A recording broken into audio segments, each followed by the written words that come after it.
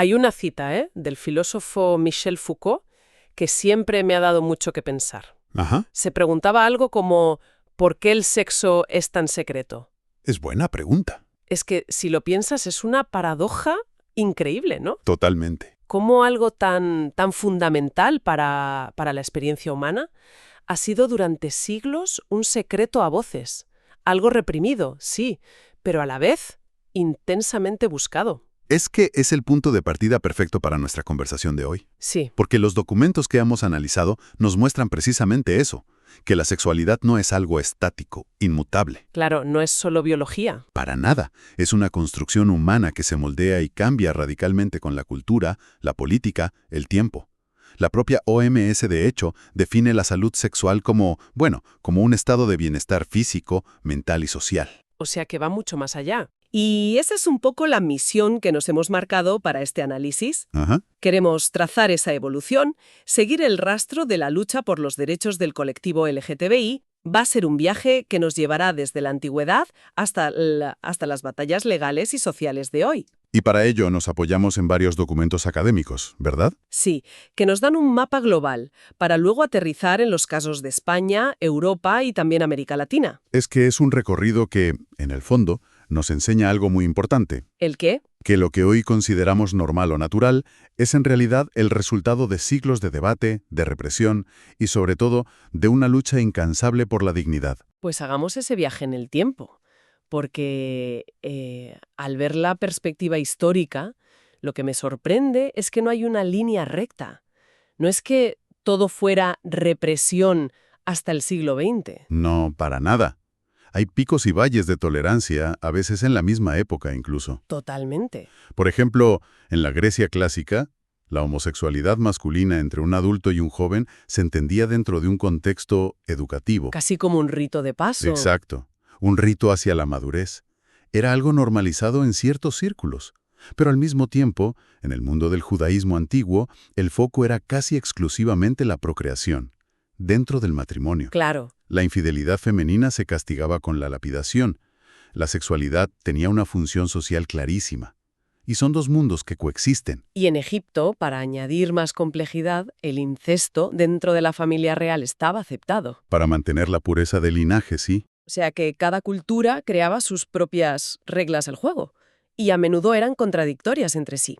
Exacto. Pero llega la Edad Media en Europa, y la Iglesia impone un modelo único, ¿El matrimonio monógamo? monógamo e indisoluble, y con ello una visión del instinto sexual como algo pecaminoso, casi demoníaco, que hay que controlar y limitar a la reproducción. El cuerpo se convierte en un campo de batalla moral. Justo. Y después de ser un campo de batalla moral, pasa a ser un campo de batalla científico, porque en la era moderna entran la medicina, la psiquiatría, y no siempre para bien. Ahí está el gran giro.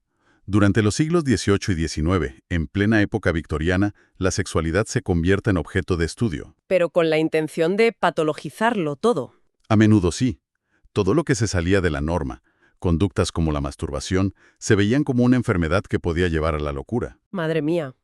Y la culminación de esto es un libro de 1882 de Richard Kraft Ebing, Psicopatías sexuales, que es básicamente un catálogo de perversiones sexuales, un manual para etiquetar. Para medicalizar el deseo. Eso es. Pero a principios del siglo XX empiezan a aparecer grietas en ese edificio. Sí, surgen figuras que lo cuestionan todo. Freud, por ejemplo, introduce el concepto de líbido no como una perversión, sino como una energía vital, fundamental para el ser humano. Y no está solo, ni mucho menos. En Inglaterra, el médico Havelock Ellis publica Psychology of Sex, donde afirma algo que hoy nos parece obvio, pero que entonces era revolucionario. A ver. Que el deseo sexual es igual de natural en hombres y en mujeres. Buf, claro. Y de paso desmiente que la masturbación cause ninguna enfermedad. Eso sí que es un cambio de paradigma, porque no solo rompe con la idea de la sexualidad como algo pecaminoso, sino también con el mito de la mujer como un ser pasivo. Cierto, sin deseo propio. Y al mismo tiempo, en Estados Unidos, Margaret Sanger inicia el movimiento por el control de la natalidad Que supone devolver a las mujeres el control sobre su cuerpo. y sobre su vida. Y todo esto culmina décadas más tarde, en el 66, con el trabajo de Masters y Johnson, que demuestran científicamente que la capacidad de respuesta sexual es fisiológicamente idéntica en hombres y mujeres. Entonces, el gran titular de toda esta primera parte es: Que la sexualidad no es fija. Nuestro comportamiento sexual depende por completo del contexto sociohistórico en el que vivimos, y si es una construcción social. significa que se puede cambiar, que se puede luchar por ella. Exacto. Y esa es la siguiente pregunta. ¿Cómo se pasa de estas ideas que circulan en círculos médicos o intelectuales a un movimiento social, organizado que sale a la calle a exigir derechos? Pues los documentos que manejamos dividen esa lucha en 3 grandes etapas. ¿Vale? La primera arranca a finales del siglo XIX y dura hasta la Segunda Guerra Mundial. Y el epicentro, sorprendentemente, es Alemania. Alemania. Sí, y el objetivo era muy concreto: la despenalización. En 1897 se crea el Comité Científico Humanitario, la primera organización de este tipo en el mundo, para abolir el artículo 175 del Código Penal alemán. El que castigaba las relaciones homosexuales. Correcto. Hay un dato sobre estas primeras agrupaciones que me parece fascinante. Dime. Que en una época de polarización política extrema, como la República de Weimar, en estos grupos se juntaba gente de ideologías totalmente opuestas. Es verdad. Podías encontrar anarquistas, socialistas, conservadores de derechas, todos en la misma sala. Es increíble. Sí, y eso te dice hasta qué punto la amenaza era existencial. No era una cuestión de ideología, era una lucha por la supervivencia legal, por el derecho a existir sin ser un criminal. Y consiguieron avances. Sí. Crearon una subcultura, con sus revistas, sus locales, y llegaron a convencer a una comisión del Parlamento para que recomendara derogar la ley. Pero entonces llegó el nazismo. Y lo borró todo de un plumazo. La represión fue brutal. Miles de homosexuales enviados a campos de concentración. Todo el progreso se desvaneció. Tras la devastación de la guerra, entramos en la segunda etapa, entre 1945 y 1969. El movimiento homófilo. Y aquí lo interesante es el cambio radical de estrategia y de lenguaje. Totalmente. Fue una decisión muy consciente. Abandonaron la palabra homosexual, que tenía connotaciones muy médicas, muy sexuales. Y adoptaron homófilo. Eso es. Del griego homo, igual, y filia, amor. Querían centrar el debate en el amor, en los sentimientos, no solo en el sexo. Buscaban combatir esa imagen del pervertido, ¿no? Presentar una cara más respetable. Justo. El discurso se vuelve mucho más moderado. Ya no se habla de liberación, sino de tolerancia, de respeto, de educar a la sociedad. Buscaban la integración discreta. Y este modelo se expande desde los países nórdicos a Estados Unidos, al Reino Unido. Usaban revistas de distribución casi clandestina para crear comunidad, pero era un movimiento de perfil bajo que evitaba la confrontación. Hasta que llegó una noche de junio de 1969. La noche que lo cambió todo. Los disturbios de Stonewall en Nueva York. Para entender lo que pasó hay que pintar el escenario. El Stonewall Inn no era un bar gay cualquiera. No. Era un refugio para la gente más marginada de la comunidad LGTBI. Jóvenes echados de casa, personas racializadas, mujeres trans, drag queens. Gente con muy pocos recursos. Y además, el contexto de la época. Claro. Estamos en los años 60 en Estados Unidos, un auténtico hervidero de movimientos sociales. La lucha por los derechos civiles, el feminismo, las protestas contra Vietnam. El aire estaba cargado de rebeldía. Es difícil imaginar que algo así hubiera podido ocurrir en otro contexto, ¿verdad? Imposible. Y hay un detalle que los documentos destacan y que parece casi de película. ¿Cuál? El día anterior a la redada, el 27 de junio, llegó a Nueva York el cuerpo de la actriz y cantante Judy Garland. Un icono gay por excelencia. Su funeral fue ese mismo día. Espera, el día antes no tenía ni idea de esa conexión. Es increíble pensar cómo un evento así, cargado de dolor, pudo ser la pólvora en un ambiente que ya era un polvorín. Exacto. El ambiente en el Village esa noche era de duelo colectivo y de rabia contenida. Y las redadas policiales eran rutinarias, una forma de acoso y extorsión constante. Pero esa noche, cuando la policía entró en el Stonewall, algo fue diferente. La chispa prendió. ¿Sí? La policía, que estaba acostumbrada a que la gente se sometiera o huyera, perdió el control por completo. Las crónicas dicen que, por primera vez, la gente no se fue. Se quedaron fuera del bar, mirando. Y a medida que la policía sacaba a los detenidos, la multitud empezó a crecer y a gritar. Describen escenas increíbles. Sí, La gente empezó a lanzarles monedas, burlándose de los sobornos que la policía solía aceptar. Formaron una especie de coro para mofarse de los agentes. Y cuando la violencia policial aumentó, la multitud respondió con botellas, piedras, lo que tuvieran a mano, Y lo que empezó como una redada más se convirtió en una batalla campal. que duró varias noches. Miles de manifestantes contra cientos de policías. Y de esa rabia, de esa humillación acumulada, nació un grito de guerra que lo cambiaría todo. Gay Power.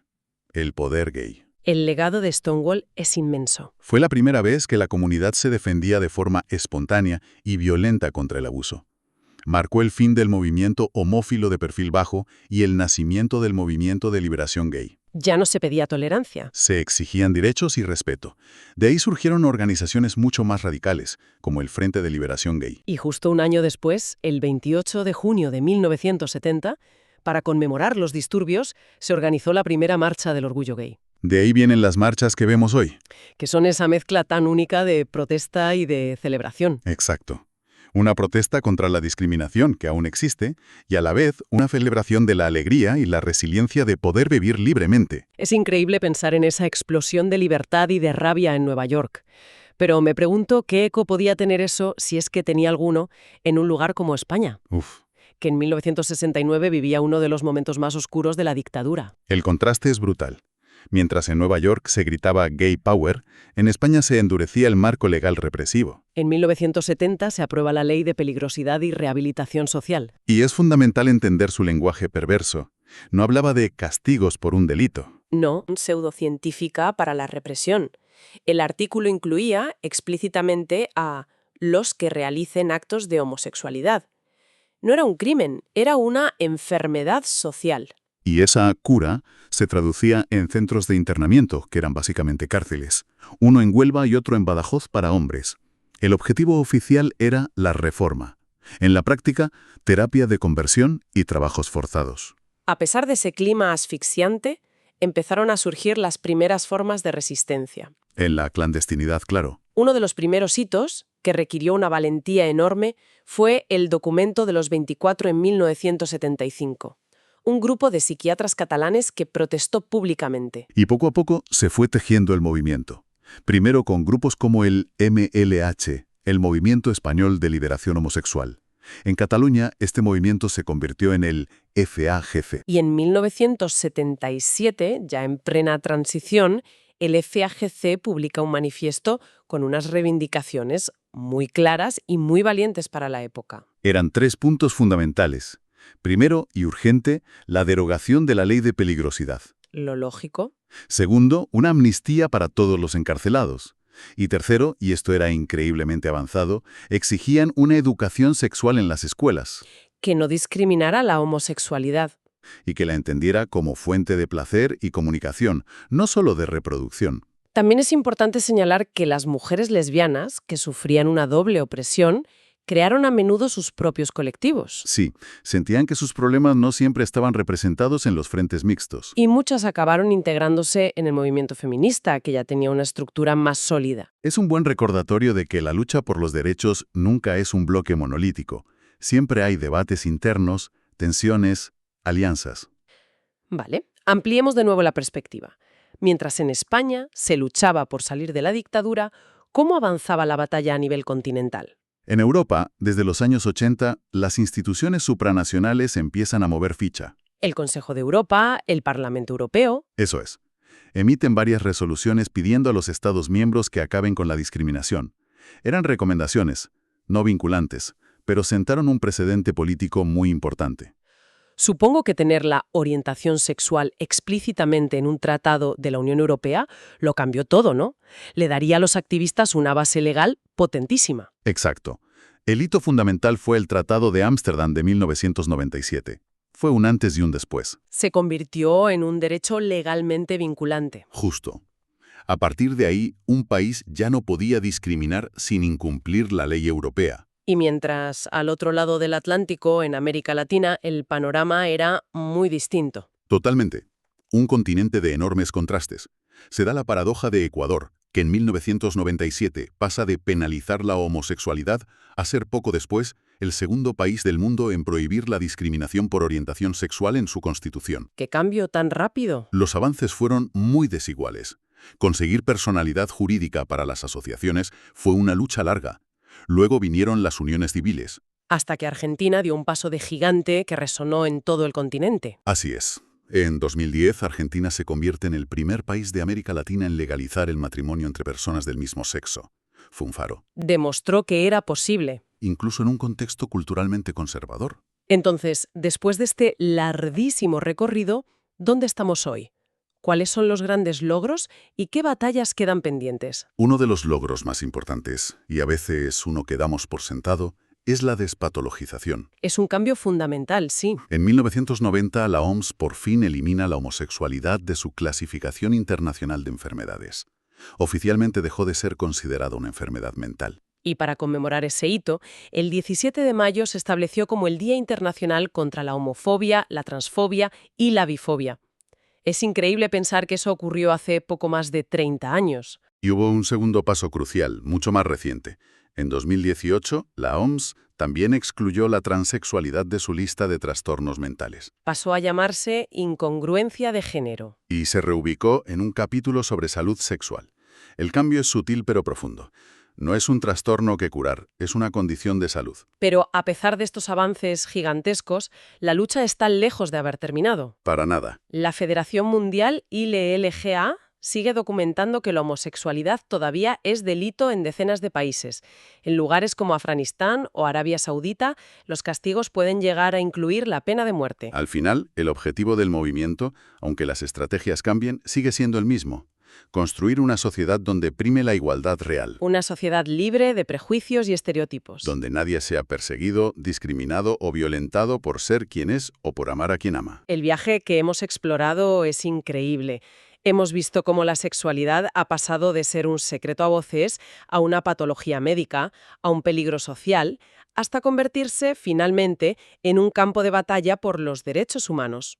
Y para terminar, me gustaría dejar una última reflexión, que parte de un detalle que hemos mencionado de pasada. A ver. Históricamente, la persecución se centró casi exclusivamente en las relaciones entre hombres. Las relaciones entre mujeres a menudo ni se contemplaban. Eran invisibles. Como si no existieran, como si no fueran una amenaza. Exacto. Y esto nos lleva a una pregunta para quien nos escucha. ¿De qué manera la invisibilidad, tanto en el pasado como en el presente, puede ser una forma de opresión tan poderosa como la persecución activa? Es una buena pregunta. Pueden estar hoy mismo ocultas a plena vista, simplemente porque como sociedad no hemos aprendido a verlas.